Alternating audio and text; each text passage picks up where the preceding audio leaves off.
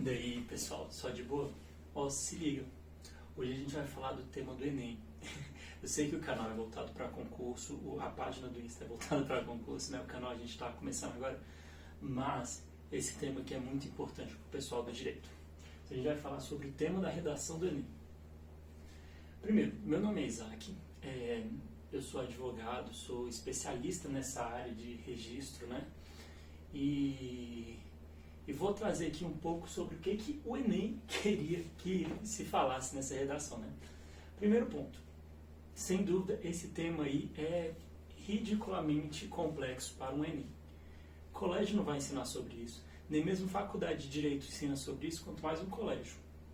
O colégio não tem aula de Direito Constitucional, então eu creio que dentre todos os participantes do Enem, poucos vão conseguir escrever sobre esse tema. Eu penso ser complexo. O próprio pessoal do direito que deveria conhecer esse tema não conhece. Mas vamos lá então. Então, antes de tudo, não se preocupe se achou difícil. Todo mundo achou. Vamos lá. O tema da redação do Enem era invisibilidade e registro civil. Garantia de acesso à cidadania no Brasil. Eu acho que para a gente falar desse tema, a gente tem primeiro que dividir esse tema. Primeiro vamos falar aqui sobre cidadania. Cidadania é um termo um pouco complexo, mas para a gente entender cidadania, a gente precisa conhecer esses três tipos de direitos que a Constituição traz em seu início. No artigo 5º, no capítulo 1, ela fala dos direitos e deveres individuais e coletivos. Capítulo 2, artigo 6º, dos direitos sociais. Capítulo 4, artigo 14, direitos políticos. Então a gente tem três espécies de direitos, essas três espécies de direitos.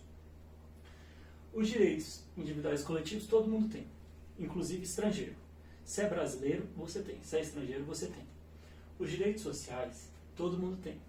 Se você é brasileiro, você tem. Se você é estrangeiro, há um pouco de algumas mitigações, né? Que é um pouco complexo ver os direitos sociais, todos os direitos sociais para os estrangeiros. Exemplos ali de direito social: moradia, transporte, lazer, segurança, alimentação, saúde, enfim. E os direitos políticos? Aí que a gente vai ter uma divergência sobre cidadania.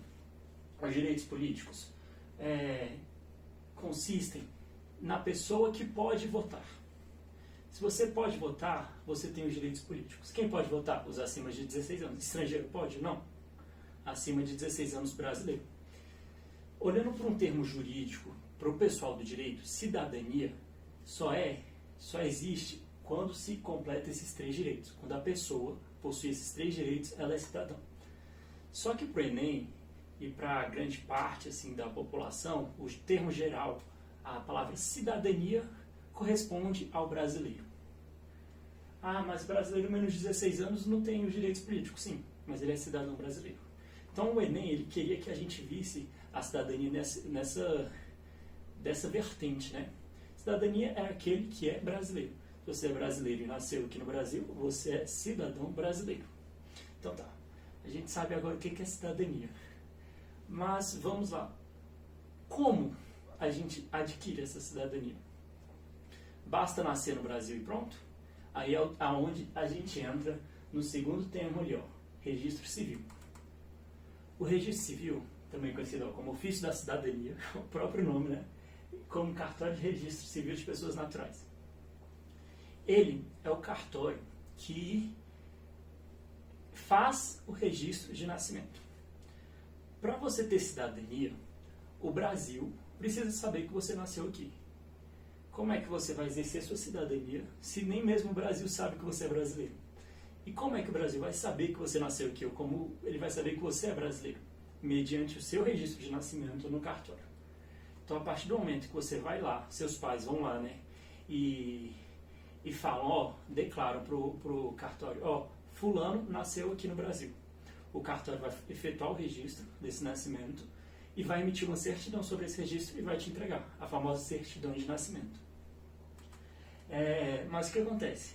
Muitas das vezes a gente acaba não efetuando o registro. Esses dados aqui são dados do IBGE. Quando a pessoa não efetua o registro no nascimento, a gente chama isso de subregistro de nascimento. Isso aqui são dados do IBGE. Em 2015, eram em cerca de 2,01% de subregistros. 2016, 1,25%. 2017 0,89, 2018 0,8, 2019 0,77. A gente está abaixando esse subregistro.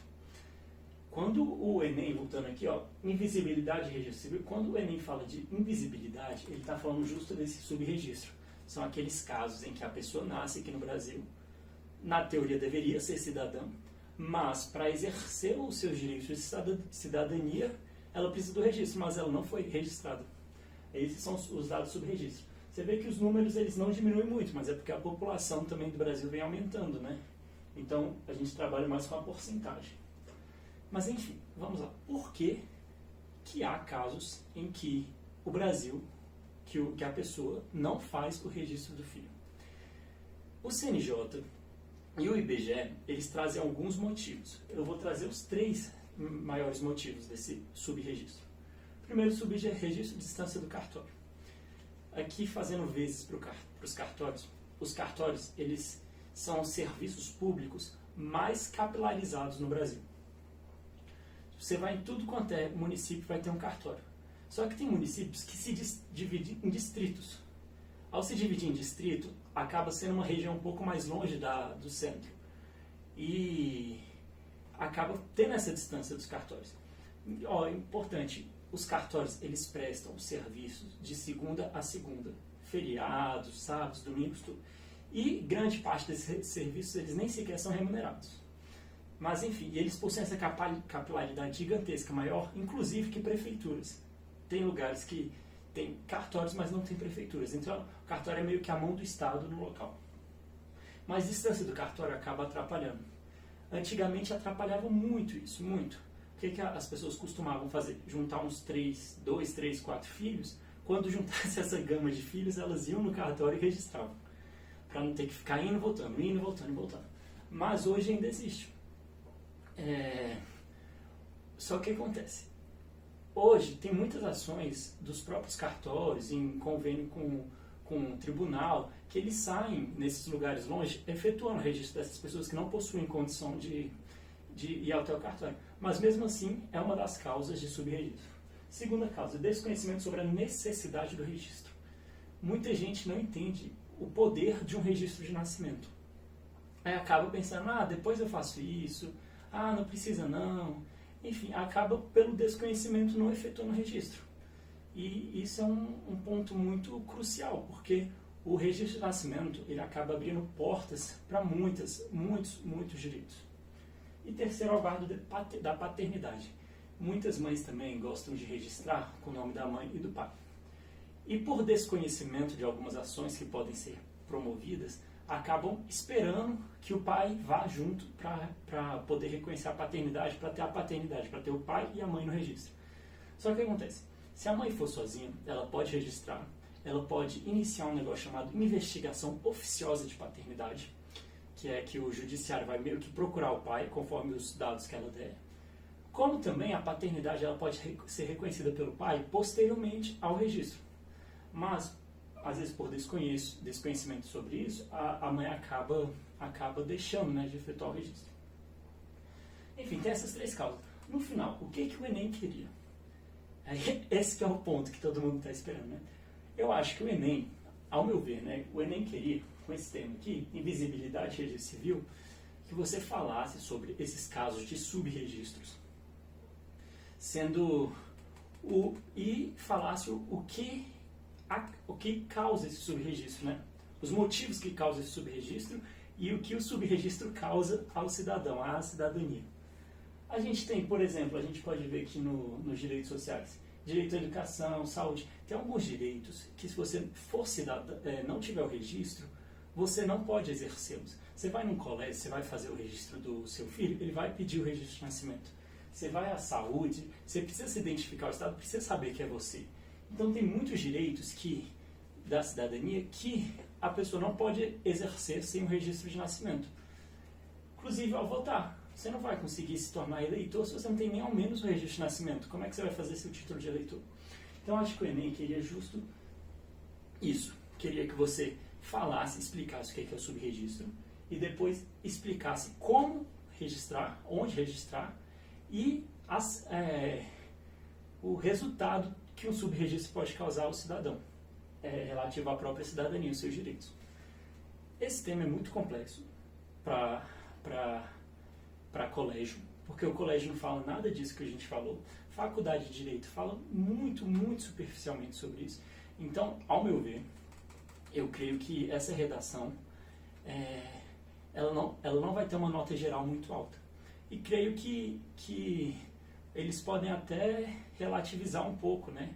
Já que é um tema um pouco complexo. E outro ponto não fiz Enem. Eu entrei no vestibular na UNB pelo vestibular, do próprio vestibular da UNB, no meio do ano. Depois entrei numa outra faculdade, no próprio vestibular da faculdade. Então não fiz Enem, mas como todas as provas, normalmente eles não levam em conta apenas o critério material, o tema, e levam também critérios formais. Então, além de tua nota levar em conta os critérios formais, eu creio que eles vão relativizar muito esse tema, porque é um tema um pouco complexo. Mas é isso aí, galera. Espero que todo mundo saia bem nessa prova aí. Espero que tenham entendido o tema. E tamo junto. Valeu!